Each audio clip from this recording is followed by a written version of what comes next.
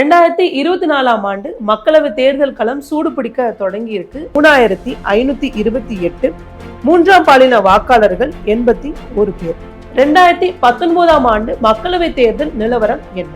திமுக கூட்டணியில இடம்பெற்ற இந்திய கம்யூனிஸ்ட் சார்பா போட்டியிட்ட செல்வராசு 5,22,892 வாக்குகள் பெற்று வெற்றியை பதிவு செஞ்சாங்க. அதிமுக சார்பா போட்டியிட்ட சரவணன் 3,11,539 வாக்குகள் பெற்று 2ஆம் இடத்தை பிடிச்சாங்க. அமமுக சார்பா போட்டியிட்ட செங்கொடி 70,307 வாக்குகள் பெற்று 3ஆம் இடத்தை தான் பிடிச்சாங்க. 2024ஆம் ஆண்டு மக்களவை தேர்தல்ல நாகை மக்களவை தொகுதியில போட்டியிடக்கூடிய முக்கியமான வேட்பாளர்கள் யார்? இந்த தொகுதியில மீண்டும் திமுக கூட்டணியில சிபிஐ சார்பா செல்வராஜ் போட்டியிடுறாங்க. அதிமுக சார்பா சுர்ஜித் சங்கர், பாஜக சார்பா ரமேஷ், நாம் தமிழர் கட்சி சார்பா கார்த்திகா இங்கு களம் காணவிருக்கிறாங்க. இதுதான் நாகப்பட்டினம் மக்களவை தொகுதியோட சிறு அறிமுகம்.